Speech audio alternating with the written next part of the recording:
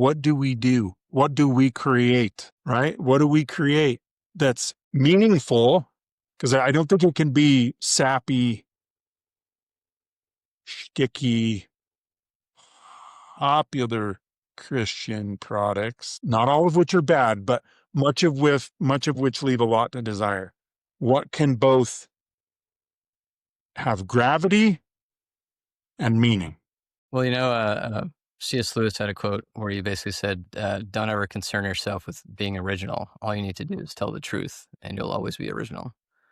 Yeah. And I think what we do about it, whether we're creative people or not, whether we produce creative works or not, is back to that choice that I mentioned before. We choose to believe in God.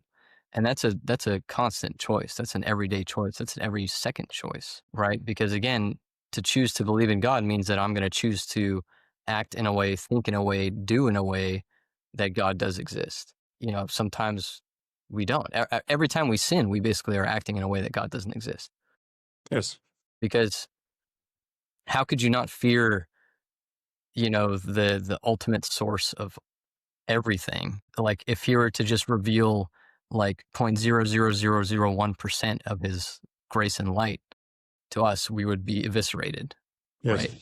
And so for us to just like nonchalantly sin, that's us operating in a way, choosing to operate in a way that we don't, that God doesn't exist. So I think it all comes down to that. And by doing that, we're integrating meaning into our lives in every aspect of it.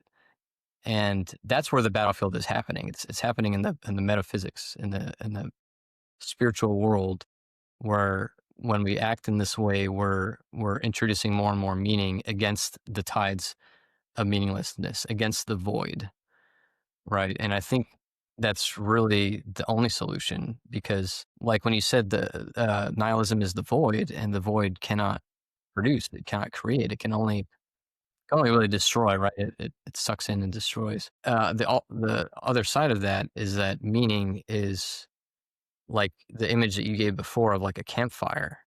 Like God is the main fire, and we're Yes. the little flickers that and the embers that come off of that fire. Yes. And so he is the source of all meaning. And that's why when we choose to believe in him and act in that way, we're adhering ourselves to the source of all meaning. And so that meaning is then infused in every aspect of our lives, whether or not we're producing creative works. Even just having this discussion, we're introducing meaning into the world in some measure, right? So Yes. that's the solution. I would love to, I have a desire to be creative, but like I'm not we're technical people, right? I'm a Yes. technical person, and that doesn't mean I don't have a capacity to be creative, but it's like I've spent all my energy and all my points down the technical path. And it would be cool someday to be involved in producing content, or I don't want to say content, because content sounds like pure entertainment, but producing art in like the way of Tolkien, which is not like what you're kind of mentioning, the like popular mainstream Christian approach, Yes. where it's just like, Father God, Yeah. hands in the air, God is not dead, it comes off really cheesy, right? Yes. But when you have products like Lord of the Rings, where there is no church in Lord of the Rings, there's no religion, there's no talk of God or even gods, really, even though they do exist in the in the lore. But the meaning is infused in the very story, because Yes. it is a story of hope. It's a story of mercy, because the ring is ultimately destroyed because Bilbo had a moment of mercy and spared Gollum. Yes. A lot of people forget that Frodo didn't destroy the ring. He actually gave in to temptation at the very end.